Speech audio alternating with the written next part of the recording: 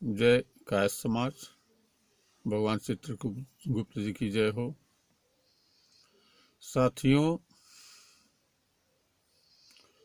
आप सभी लोगों को सबसे पहले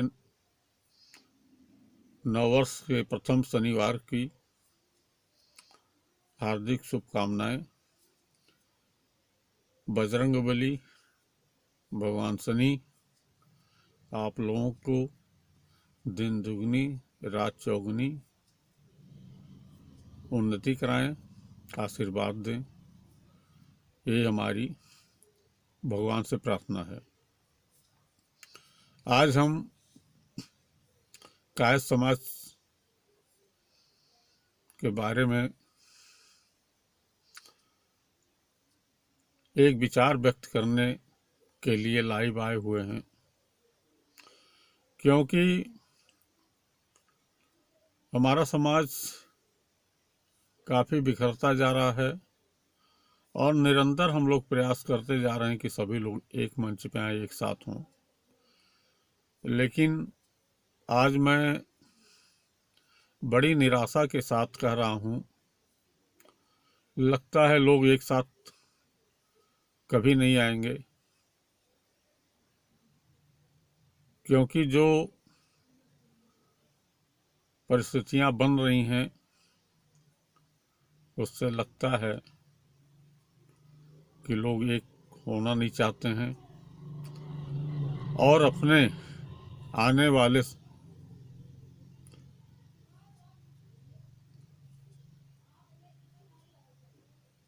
वंशज को भी जो है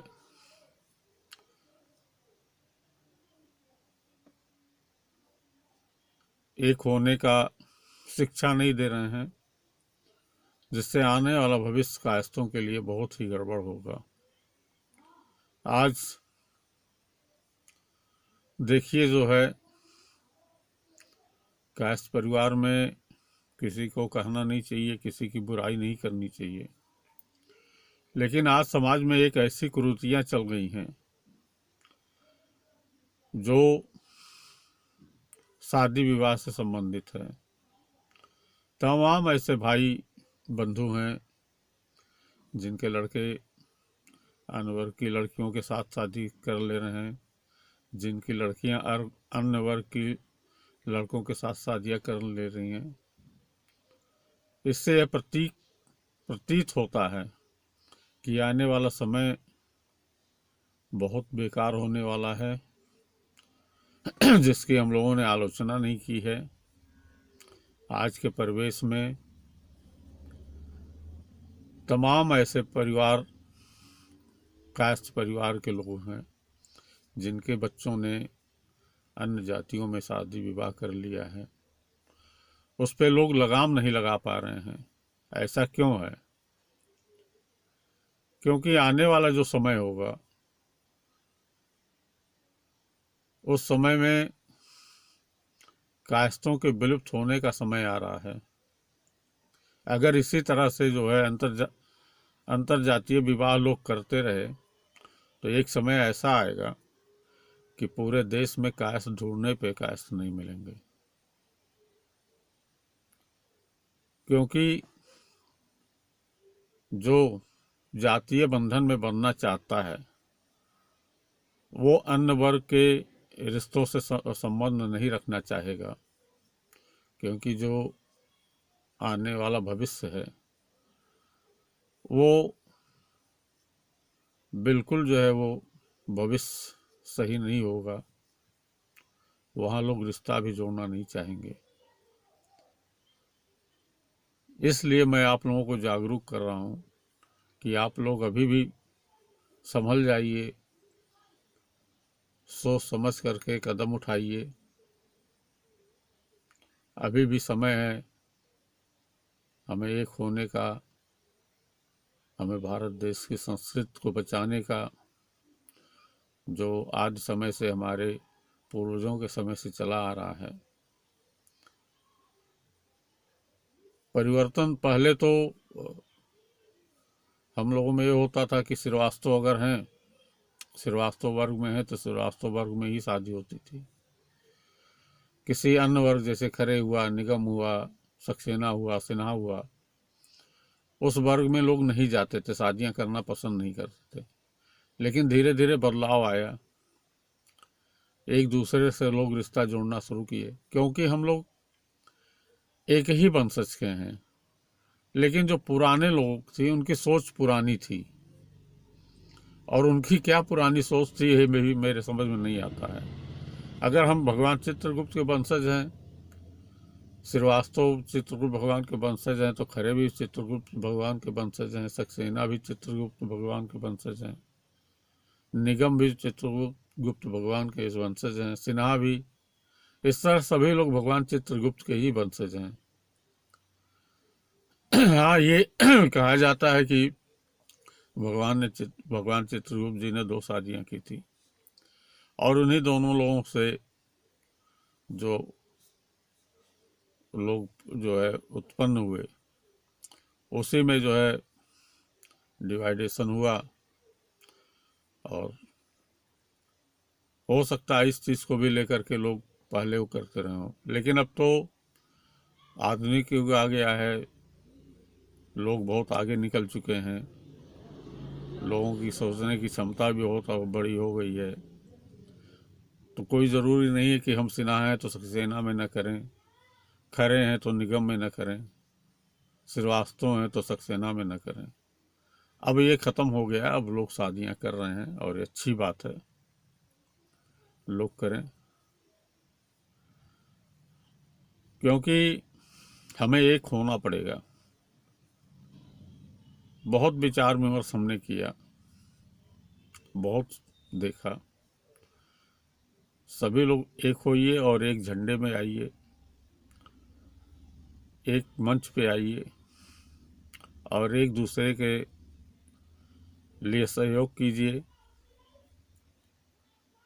समाज में रहने वाले कोई ज़रूरी नहीं कि केवल कायस्थ वर्ग का ही सहयोग कीजिए, सहयोग कीजिए, सभी इंसान हैं, और सभी इंसान का जो है मदद करना भगवान ने हमें सिखाया है कि आपके दरवाजे पे कोई आ जाता है तो उसको जात दे करके, वर्ग देख करके वो मत कीजिए, कोई भी हो उसका मदद कीजिए, सहयोग कीजिए। सभी पहले सभी इंसान हैं। और आज आप लोगों से मैं यही विनती करूंगा कि आप लोग एक मंच पे आइए, एक साथ हो जाइए, तभी हमारा भविष्य है, हमारे आने वाले बच्चों का भविष्य है।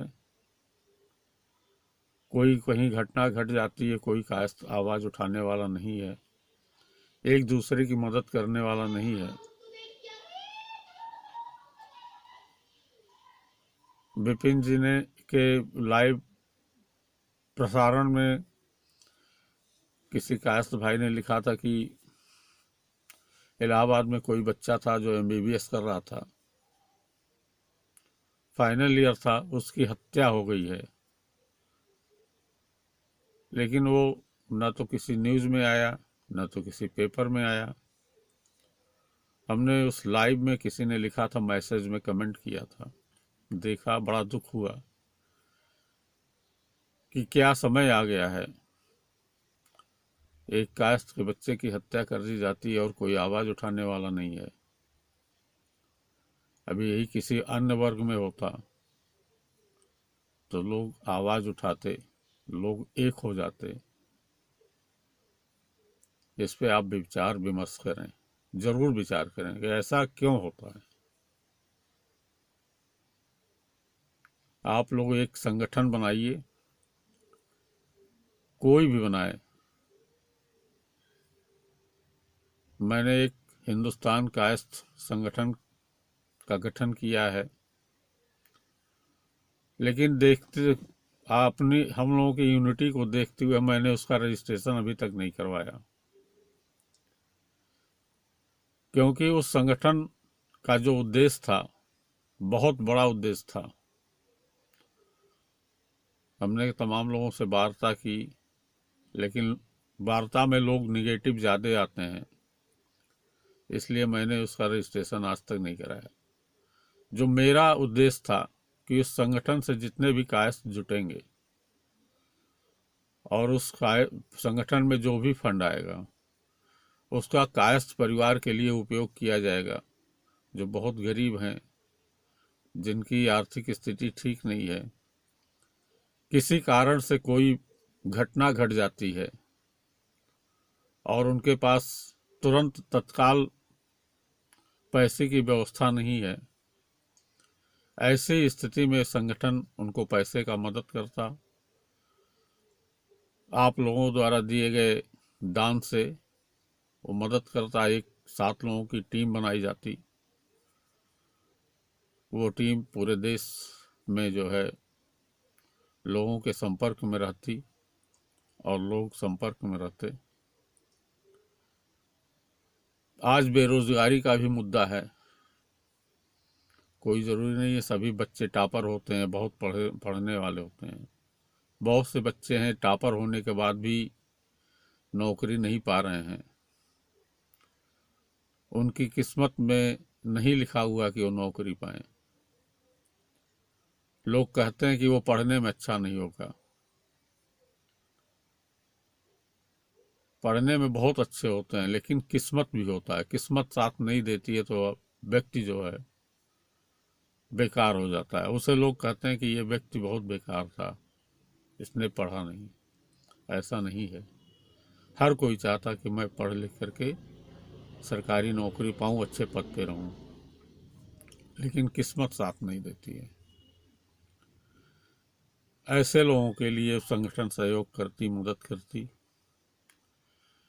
जिन कास्ट परिवार के बच्चों के शादी विवाह में अड़चने आती, या मान लीजिए किसी गरीब परिवार का कोई बच्चा है, अपने लड़के का शादी करना चाहता है, लड़की भी गरीब परिवार की है, लेकिन उसके माता पिता उस बच्चे से शादी इसलिए नहीं करना चाहते हैं कि वो बेरोजगार है। तो उस बेरोजगार की शादी कैसे हो, उसमें हमने एक सिस्टम बनाया था कि लड़की की शादी हम लोग फाइनल करवाते और उस लड़के को एक रोजगार का अवसर देते, और उस लड़की का जो भी गिफ्ट देने वाला सामान था वो संगठन की तरफ से दिया जाता।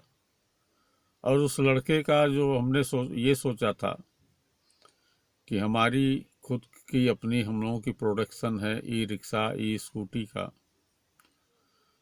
तो मान लीजिए हम उसको